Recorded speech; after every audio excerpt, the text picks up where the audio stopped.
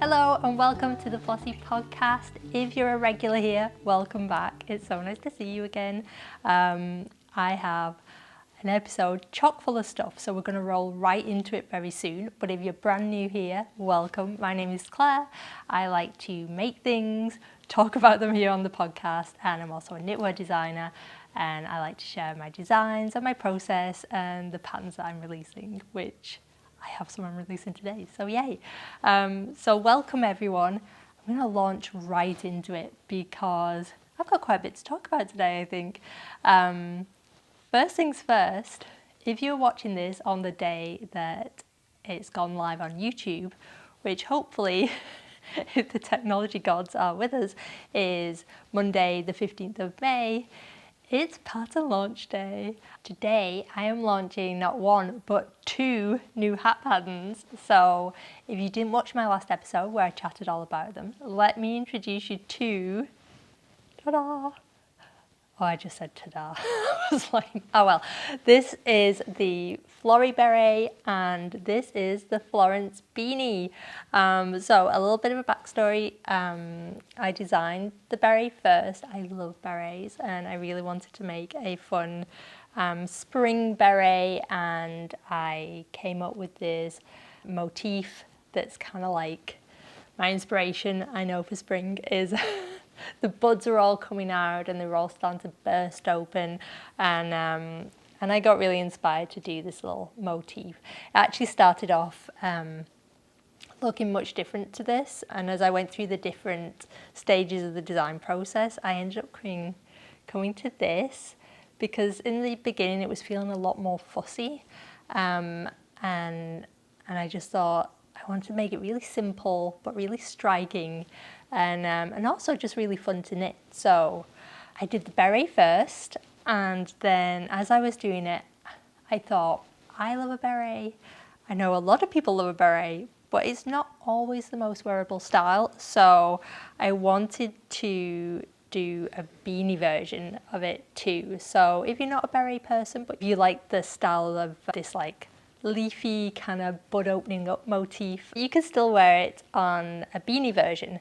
The beret is finished off with an I-cord brim, which I love, and Florence is finished off with a twisted rib brim, and I think both work really well. You start for both of them, even the beanie, the knit top down, which I'll be honest, I'm converted to for beanies. I think that's so much fun. I've always done them bottom up, but I love starting off and then you get the fun bit of just like seeing this kind of bud motif emerge. It's really good for working out the length of beanies. So if you're someone who likes it not too deep, or you want to make sure that your ears are going to be covered if you like a deeper beanie, doing it top down is the way to go because you could try it on as you go, like with top down sweaters.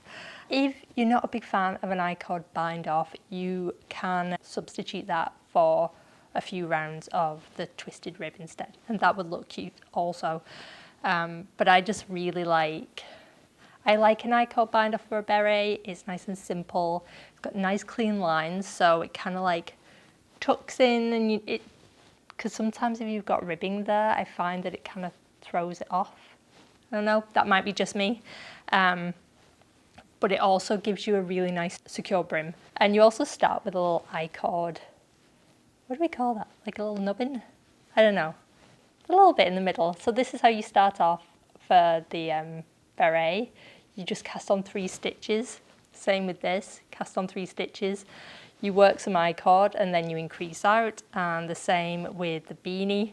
But obviously the shaping is much different for both. And even though the motifs look exactly the same on both the beanie and the beret, the charts are actually quite different.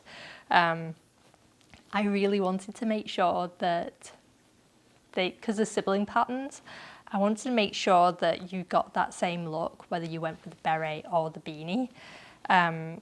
And it was just the fit that was different. But in order to do that with the different stitch counts and all the rest, I had to do some a little bit of critical thinking when it came to the chart for the beanie. So that went through quite a few iterations before I landed, which seems ridiculous because they look exactly the same, which I'm really proud of. But yeah, a lot of work went into turning this into a beanie to make sure I got the exact same look, because for a little while it was going to have a lot more sections to it, and when I tried that out, it didn't look right. It looked, I don't know, it just lost some of the charm that I think the motif has in the beret. And I wanted to make sure I kept that for the beanie. So both of them are released today. There is an option if you want both patterns, so if you want the beret and the beanie, you can bundle the two patterns and you do get a discount. You can find the link below to both of these on Ravelry and on my website. And the yarn that I used for these is Derurum Natura's Ulysse, which is one of my all-time favourite yarns. It's a French merino and it's woolen spun, so it's really nice for getting that beret shape because it's very nice and soft, but it's got a lot of memory. It's nice and soft, but it hasn't got so much drape that you lose the shaping to it. And it's just a lovely yarn. It blooms up so beautifully. So that's what I went with, which is officially a sport weight yarn. So they're actually really, really quick to work up. So you can see right there, I knit a second sample of the beanie. So this is size 1, and right there drying off and blocking is size 2. And the reason I knit both of them was because I kind of forgot myself when I was doing the sample. I was so focused on making sure I got all the shaping right and that it was looking exactly like the beret that I knit size 1. So there's 2 sizes for both hats. I knit a size 1 and it turned out really lovely when it's off my head. But I forgot. I've got a fairly big noggin, to be honest. Got a larger head than maybe the average and quite a lot of hair. So as cute as it looks off, when it came time to do the pictures, the model photos, I went to set up and I put it on and I was like, it doesn't look too good because it was stretching out the pattern too much. So it's designed to have negative ease, so it's nice and snug on your head. But size 1 has quite a lot of negative ease on me.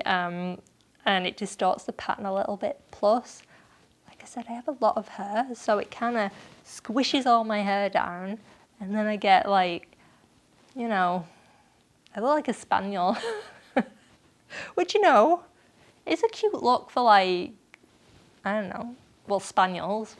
Not so much for me, and it just made it look weird for the photos. So I kind of pushed the model photo shoot back slightly, and yeah, decided to knit the sample that is actually going to fit me, which is sample 2. So yeah, so that's why, and it's always good. I do try and knit up a couple of different samples if there's time, most of the time.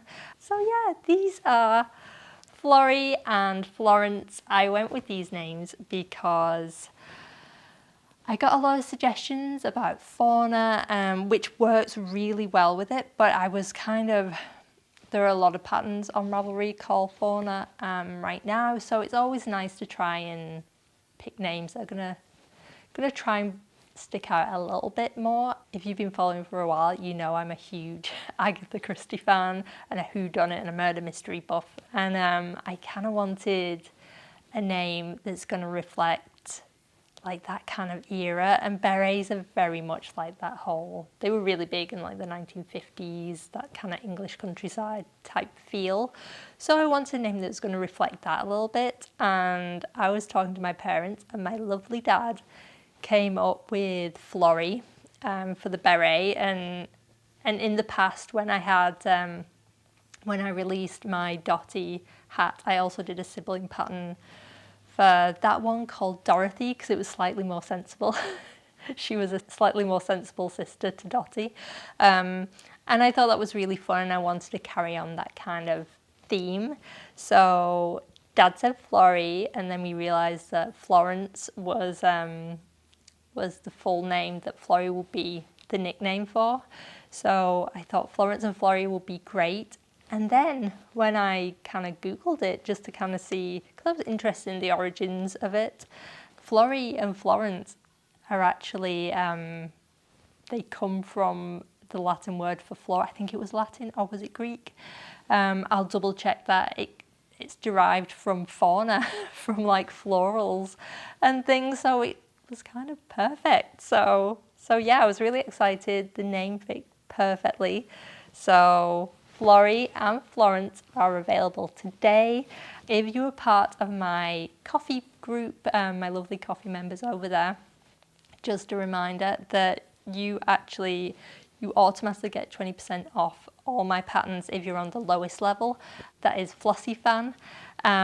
If you are on the second level, which is Good Solid Knickers for that extra support, you actually get these patterns gifted straight to you. So if you were looking, if you're interested in the pattern and you're also eyeing up joining my coffee page, now is a great time to do it because you'll get access to these 2 patterns, either discounted or as gifts straight into your Ravelry, or you can download it from my website. My coffee link is down below if you're interested in checking it out. But yay, happy launch day! A huge thank you to all of my test knitters. I had such a great bunch of test knitters.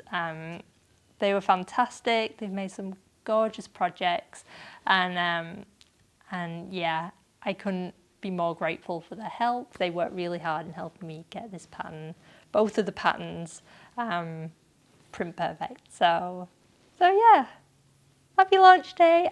Super excited. So moving on from the launch fun, I have 2 more projects to share with you. One, if you've been watching the last few episodes, you're very familiar with, and another one that you've not seen at all. I don't think I haven't even posted about it on Instagram. But let's start off with my Etamine. If you've been following along for a while, you know that I've been knitting Etamine from issue 9, there we go, issue 9 of the of Making Stories magazine, which is Bloom. And if you've been following along for a while, you will notice I haven't got any further from my last podcast. I'm up to the exact same point, but there's a reason for that. You will know that I was going back and forth about what my main colour was going to be for the rest of the sweater. I'm going to do it quickly because if you're new here and you don't know what I'm talking about, I'll run you through it. But if you've been here before, you've heard it all before. I chose these colours for the yoke, and I am over the moon about how it's turned out. But my original plan was to use this 5th colour as the main colour. So the yoke would then be done, and then the rest of the sweater would be in this colour, which is like this warm beigey colour. And it's super pretty, but it just wasn't working. So we collectively decided I should go with the pink, which I did. And I started off with the pink and I really liked it. But then I kind of went back and forth and I ummed and ahed about it because I felt like it was going to make the yoke look like it was floating. So fast forward to all of you being super amazing after watching the last podcast, and you gave me some really great advice, which I was unable to act on straight away because with everything with the launch, I got really busy with a few other work commitments too, so I had to kind of put it aside while I had to think about it, and I just couldn't make up my mind. So one of you lovely people suggested that I try and sketch it out and colour it in and see what I wanted. So my options were to stick with the pink, to go with a darker version of the pale rust because I felt like it should be another darker colour, or I went with like a darker teal. There were all kinds of connotations running around, and we chatted through them all in the last episode, and And you were right, I needed to sketch them out. I needed to visualize it properly because that's where I was really struggling. I just couldn't picture it in my head what it was going to look at. So I talked to one of my favourite programs, which is Canva, and I mocked up my Etamine, and I had way too much fun doing it.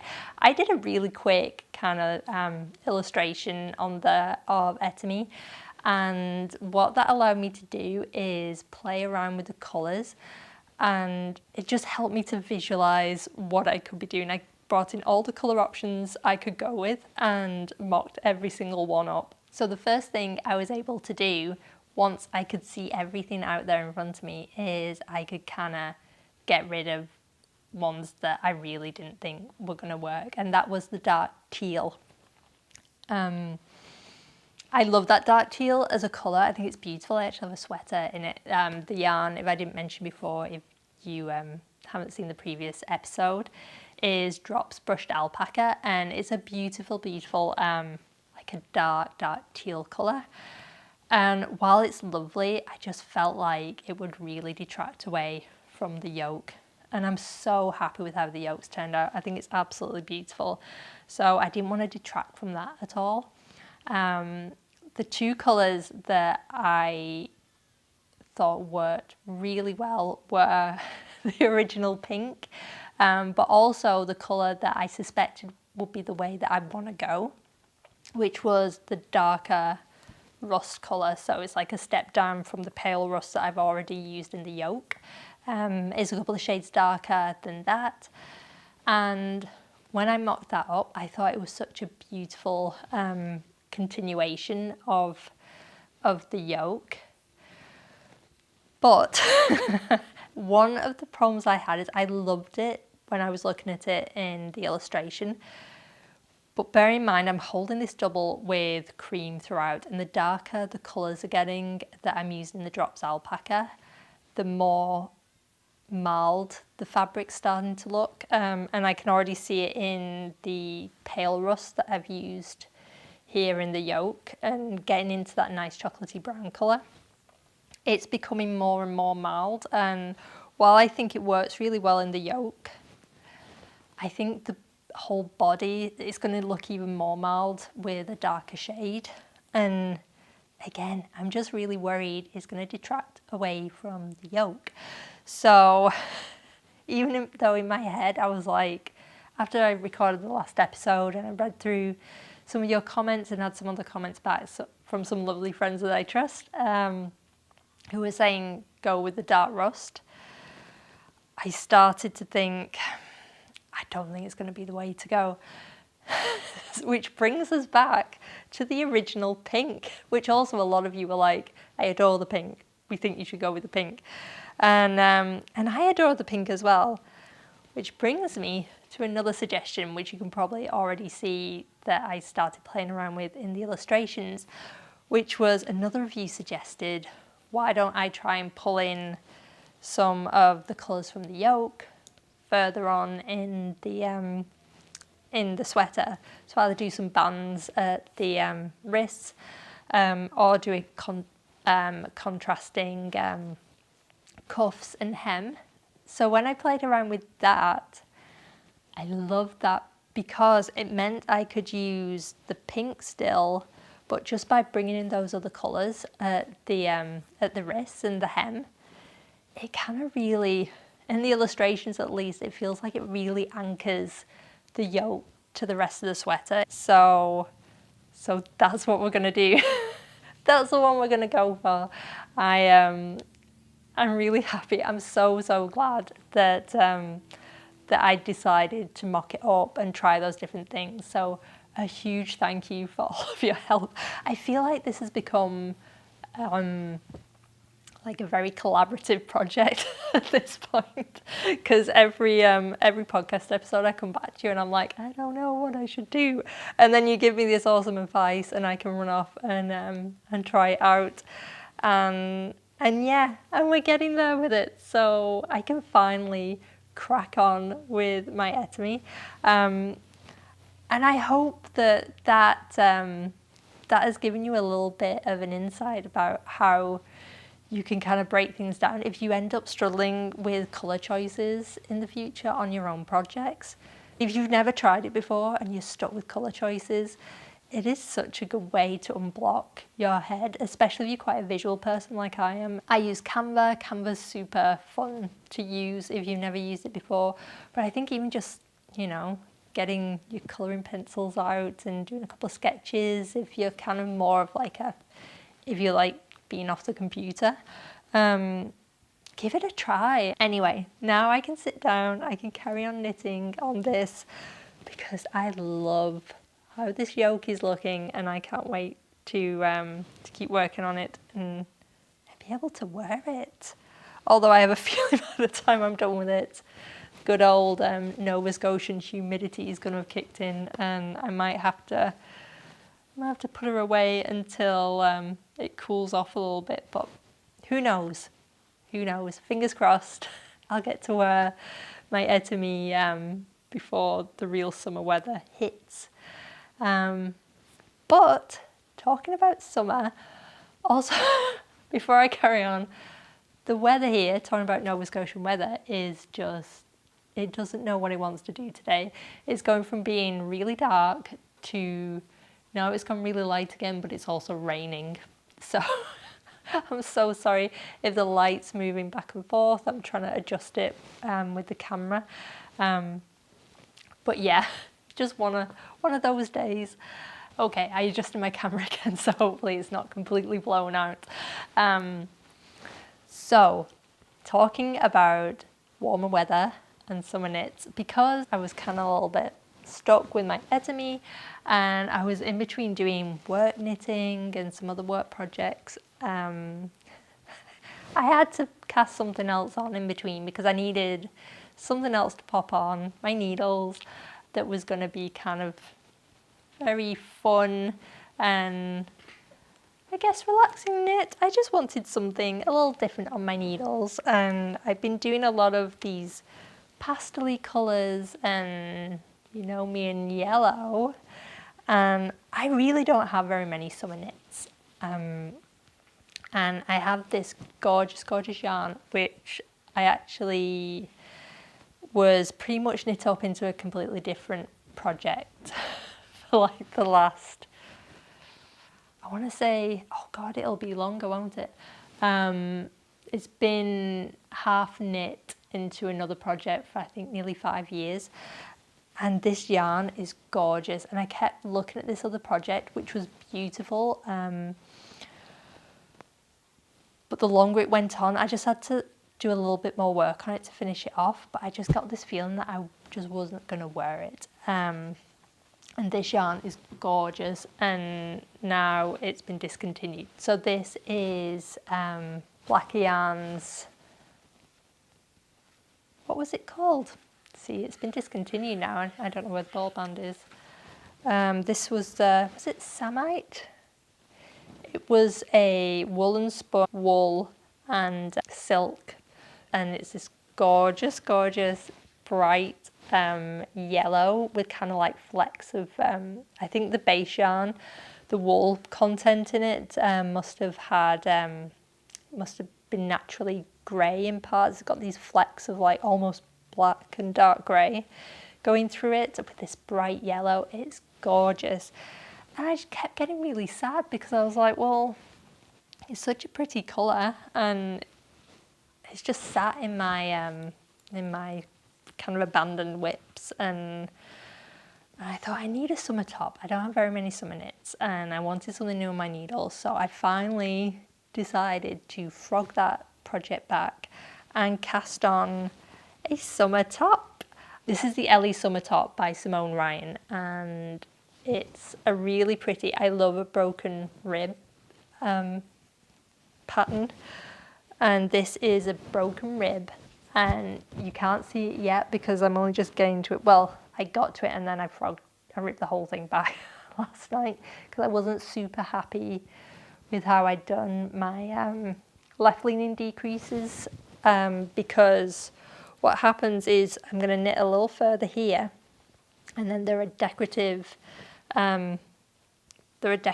like increases, decreases to make it makes the columns of knit stitches. It kind of brings it across, so it kind of comes in under the bust and just kind of swoops in and then carries on down. So it doesn't change the stitch count at all. There's no shaping, but it makes this really nice decorative pattern at either side that just kind of comes in under the bust. I thought it was just really pretty.